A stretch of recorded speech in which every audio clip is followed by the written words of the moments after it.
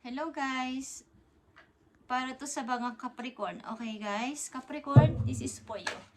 Kung kayo ay gising pa, para to sa inyo guys. At God bless sa inyong lahat. Sa mga mapapadaan dito sa channel is always. Thank you so much guys. At God bless sa inyong lahat. Nga pala yung inyong Capricorn is ang inyong full moon. Kayo ba ay noong July 10, okay? Full moon na yung Capricorn yun. Kayo ba ay nag-healing sa moon? Kayo ba ay nag-wish sa moon? Kayo ba ay nagbigay ng something? Ako kasi ay rumerespeto sa buwan, sa moon at sa kahit saan. Okay guys? Sa bundok, sa mga puno, sa ulan, kahit sa anong nilikha-nikan, sa mga hayop, sa mga insekto. Okay, lahat sila ay nilikha-nika dito na kasama natin sa mundo at mayroon sila sa ating ginagawa. Okay, na di natin nalalaman. At involved sila sa atin. Paglabas pa lang natin ng bahay is sila na yung ating kasama sa labas. Okay? So, God bless sa inyo lahat, Capricorn, at ito ang inyong message today. Ngayon ay July 13. Ito ang inyong napakagandang message sa dapat ninyong malaman today. Capricorn, tingnan natin. Okay. Andito ang storm, Capricorn. Every hurricane comes to an end. Okay, lahat ng mga naranasan nyo sigurong hirap, kung kayo ay nakakaranas ng hirap sa kasalukuyan ninyo is malapit ang matapos, Capricorn. Comes to an end. Okay? At ilan sa inyo ay 44 years old. Maybe. Nandito sa reading. Ang mga pagsubok na dumarating o nandyan na sa inyong kasalukuyan ay malapit nang matapos. Yan ang sabi sa inyo na inyong mga guidance. Okay? Malapit na magtapos sa mga pagsubok na inyong naranasan. O ang ilan sa inyo ay nakakaranasan na ng kaginhawahan sa kasalukuyan. Capricorn. So ito'y matatapos na. Tingnan natin ang inyong kasalukuyang sitwasyon. Capricorn. Para ito sa mga Capricorn, ang inyong kasalukuyang sitwasyon at papunta sa future. Tingnan natin. Okay. Unang message sa inyo is nandito ang Knight of Swords. Okay. Ito ay Aquarius energy. 7 of Swords, 3 of Pentacles, at Knight of Cups and reverse. Okay. Parang I'm go. I'm ready to go. Okay, ready to go na ako. Ano man to? Ano man tong mga nais ko, ano man tong mga plano ko, ready na ako dito. At hindi nyo na pinapansin yung mga taong nanlamang sa inyo dati. Siyempre, yung mga nagsinungaling, yung mga nagtaksil sa inyo is, babayaan ko muna sila. Kailangan ko muna mag-start kahit bagong trabaho. Siyempre, maybe kayo ay naghahanap o nagtatanong-tanong o kayo ay lumipat sa isang place na wala nakakakilala sa inyo at may mga tao na naku-curious sa inyong buhay. Ano ba ang pinagdaanan mo, Capricorn? Saan ka galing? Ano ba dati trabaho mo? At sila ay gusto kang tulungan. Maybe may mga isasuggest sila sa inyo na about ito sa pagkakakitaan at pagmumulan ng inyong paglago sa money. Okay? At maaaring may taong gusto sa inyong humingi ng sorry, but katulad na sinabi ko, hindi nyo muna ito pinapansin. Ang mahalaga ay, ready na ako ngayon sa ano man yung plano ko sa buhay. Ready na ako at wala na akong kinakatakutan. Okay, maaaring may mga tao sa inyo guys na naku-curious at gusto kayong maging, kumbaga, mapasama sa kanilang grupo para sa mas mabuting, kumbaga, paglago din ito sa pera. Guys, bibigyan kayo ng idea dito. Okay, sa mga Capricorn nandito sa reading, tingnan natin ang inyong sitwasyon sa kasalukuyan.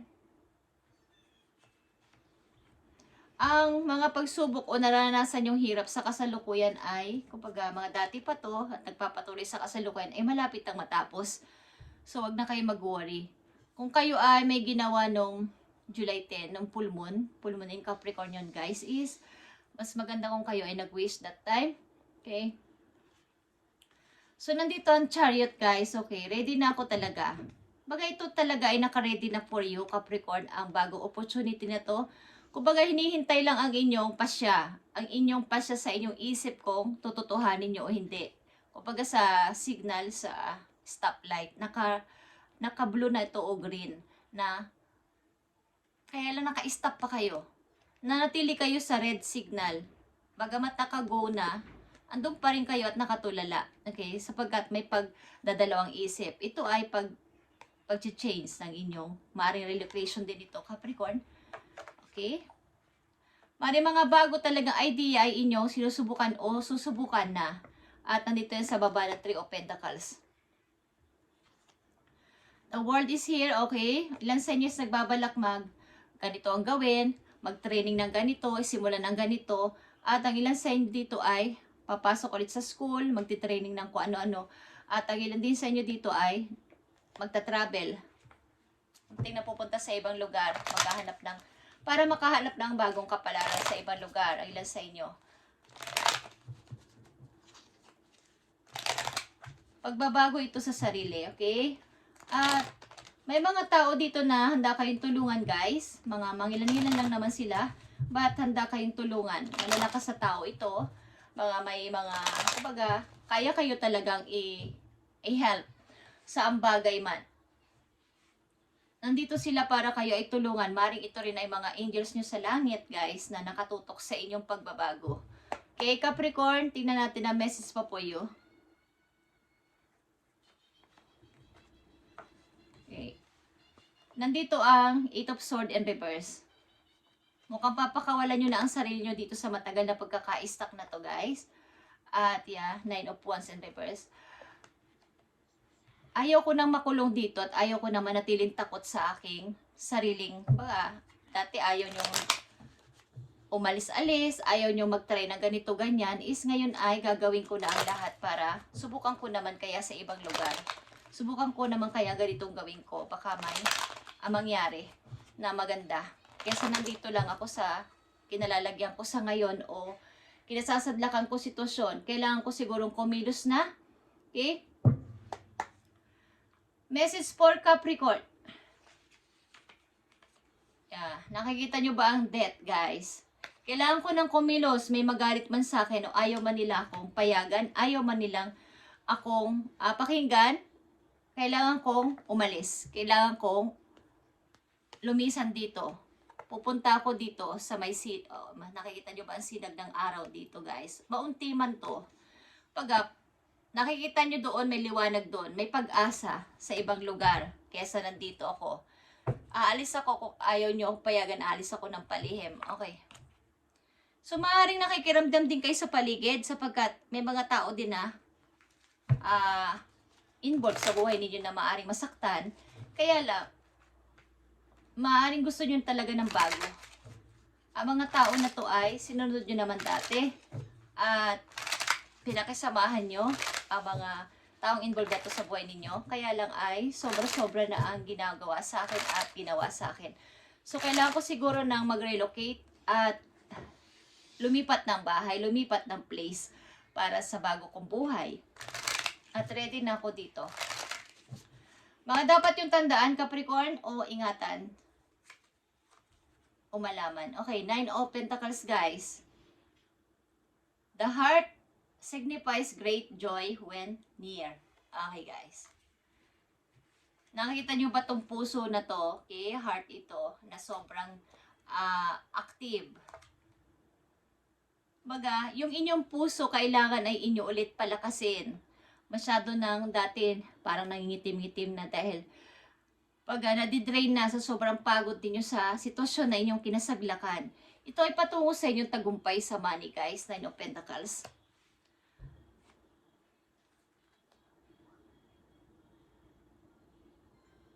Okay. May good news kayo mga matatanggap, guys, sa pagitan ng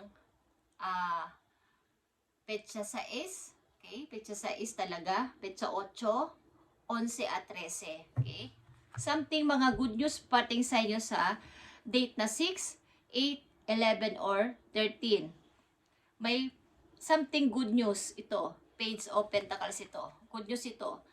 na paparating sa inyo sa mga petsang yan. Sa mga Capricorn, okay?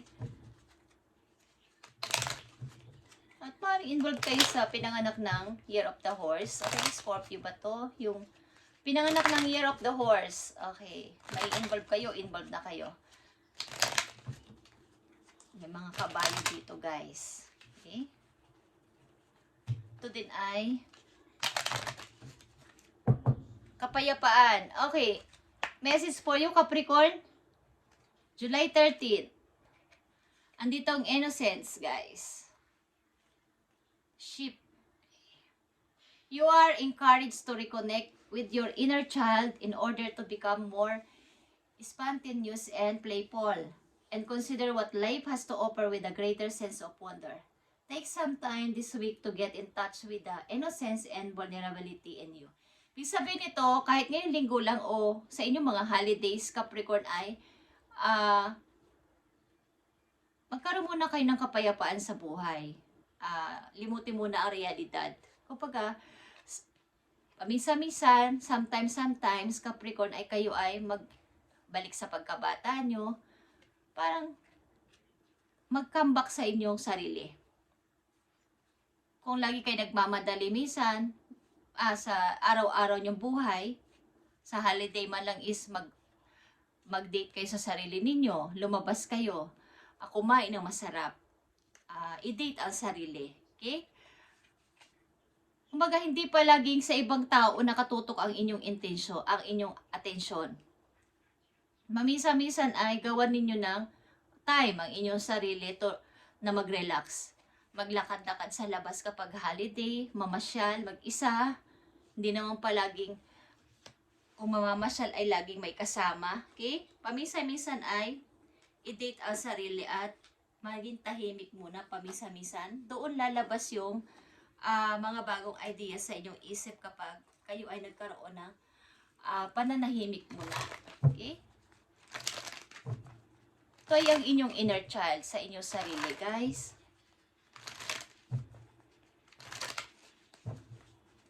Kung hindi nyo dati nabibili yung gusto ninyo, pag kayo ay kahit man lang once a month, pag kayo sa sahod is, bigyan nyo ng gift ang inyong sarili sapagkat kayo naman ang nagtatrabaho. Kayo naman yung gumagawa ng, kung kayo nagpapadala o nagbibigay ng money sa mahal sa buhay ninyo, mahal nyo sa buhay, anak man nyo yan, o mga kapamilya nyo is, bakit din yung mabigyan ng gift ang inyong sarili? Kayo naman ang nagpapagod at nagtatrabaho. Okay? Hindi yun masama, guys. Pabisa-misan, magpa-ispa kayo. Mag-i-relax sa mga paa. Kahit si araw-araw nyo yung inilalakad papuntang trabaho, inilalakad natin ang ating paa kahit sa anong bagay. Kahit pa tayo nagda-drive or kung ano ating sinasakyan, paa ang ginagamit natin. Okay? Nangangahulugan lang na kailangan natin bigyan ito ng paminsan-minsan ng pagre-relax. Hindi ko alam ba't nasasabi ko ang paa dito, but ang ilan sa inyo ay sumasakit ang paa. Okay. I-relax ninyo paminsan-minsan. Ibabad nyo sa tubig na may asin, na may mga luya, may mga lemon. Okay, guys? Kung hindi kayo pupunta sa mga salon para kayo ay, kung kayo natatagalan or nahihirapan, is pwede naman sa bahay. Yung pagbibigay ng pagre-relax sa sarili. Okay? Capricorn, tingnan natin ang message dito. Lahat na sasabi ko dito ay hindi kontrolado, guys. At sinasabi ko to sa nababasa ko sign sapagkat ito ay nare-relate o maaring ma-relate sa inyo. Kaya, kung susundin ninyo ay nasa sa inyo to. Okay? Ang storm o mga pagsubok na naranasan nyo simula pa noon at nagpapatuloy sa kasalukuyan ay malapit na magtapos. Guys, kaya kayo ay paminsan-minsan ayusin ninyo ang inyong sarili at laging hindi okay naman gampanan ng responsibilidad sa iba, kaya lang ay mas lagyan nyo ng napakaraming porsyento ang inyong sarili sapagkat kayo din ang kawawa sa huli, okay? Walang tutulong kapag kayo na ang nangailangan ng tulong at nangailangan ng pag-aaruga. Okay. Andito ang balance. Speaking of kailangan dito ng balance. I find balance between each sphere of my life. I am the master of my daily life. I make time to nourish the spiritual and the physical. I bring love to my world by fulfilling the needs of my body and soul. Okay? Kaya ko ito sinasabi sa inyo, ito na ang sagot sa inyong message. Bigyan nyo talaga ng bigyan nyo talaga ng pagrespeto o pagpapahalaga ang inyong sarili. At lalo ng inyong spiritual. Okay.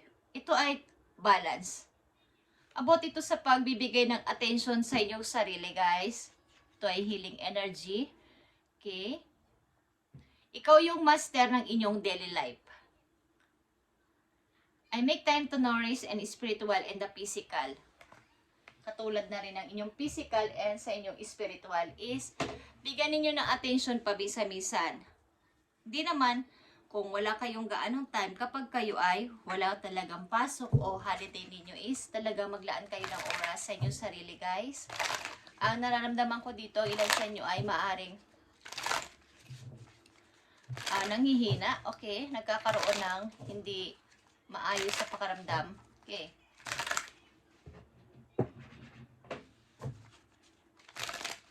Tingnan natin ang message po yung Capricorn sa inyong finances at sa inyong career. Shift. Okay. Ito ay maaaring pagpapalit. Okay. Have the courage to change course. Continue to grow and embrace learning. Okay. Something na ito yung pagpapalit ng inyong career, shifting, okay? Pagpapalit ng inyong ginagawa araw-araw o ng inyong career. Maaaring nakalinya kayo sa pagluluto, guys. Okay. Nakita niyo to. May mga knife dito, may mga prutas, may mga gamit sa pagluluto. Maaaring nakalinya kayo sa pagluluto sa mga Capricorn na nandito sa reading. You are taking your career in the totally different direction. Okay. Kaya sasabi ko dito, maaaring lang sa inyo ay magti-training, may binabalak na mag-training o something pumasok sa school o mag-take na mga seminars about sa pagpapalit ng inyong course, something na gagawin sa buhay. At ito ay bagong Capricorn na ano man ang inyong kasarian, ano man ang inyong edad sa ngayon na binabasahan ko dito is pwede nyo itong gawin.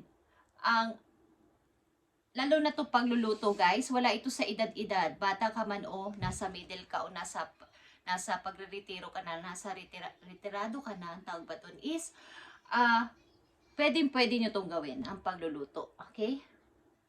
You've reached the end of the road where you can continue. Okay? Kumbaga, bagamat kayo ay may main na trabaho, may main kayong ginagawa sa araw-araw, is pwede kayong ibahin nyo ang inyong ginagawa pag-uwi ng bahay. Pwede nyo gawin ang pagluluto or gawin din itong business para sa ikakaunlad pa ng inyong kaperahan. Okay. Dahil ito ay about sa career and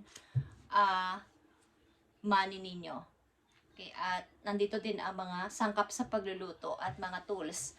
Is maaaring nakalinya o nakaline kayo sa pagluluto. Ito ang pit na gagawin o pag magtitake kayo ng seminar ay sa pagluluto. Okay? Message sa inyo, Capricorn. Tingnan pa natin. At July 13, 2025. Malapit ang matapos ang mga pagsubok na nangyayari o naranasan nyo sa inyong kasalukuyan, guys. At maaaring ito ay naranasan nyo noon pa at hanggang sa ngayon. Sa mga Capricorn, ibigay mo ang tamang message sa kanila. Thank you, Spirit. Okay. Learn to ride the waves of life. When faced with difficult times, you can either fight against the current or with it. Or go with it. So ask yourself, what is the gain by deleting your energy? Fighting against it? Don't do that to yourself. Okay. Kumbaga, pag-aralan nyo ang makibagay. May kasabihan nga na, sumasabay ako sa agos ng sitwasyon. Okay? Kung kayo ay familiar dun sa agos ng ilog. Okay? Ng tubig sa ilog. Hindi nyo pwedeng salungatin yon kasi hindi kayo makakabalik. Kasi papunta dito yung agos ng tubig, kailangan sumabay kayo dun sa agos na yon at madali lang kayong mapupunta sa unahan. Kung kayo ay against doon at kukontrahin ninyo yon, hindi nyo yun magagawa. Okay? So, katulad na nangyayari sa inyong sitwasyon sa kasalukuyan, maaaring dapat nyong pag-aralan yung waves of life. Okay. Kung nakakaranas kayo ng mahihirap na sitwasyon, katulad na sinabi ko kayo na,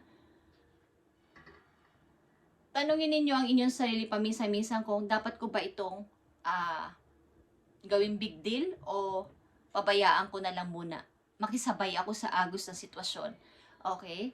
Sapagkat kung gagawin nyo yun is, maaari ang energy nyo ay mawawala lang. Kasi hindi natin kayang kontrolin ang nangyayari sa araw-araw. Nangyayari yon ng mayroong rason. Capricorn? So, makisabay muna kayo sa agos ng sitwasyon sa inyong kasalukuyan, kung ano man ang inyong sitwasyon na napakahirap is, huwag niyong kontrahin sapagkat yan ay matatapos at matatapos din.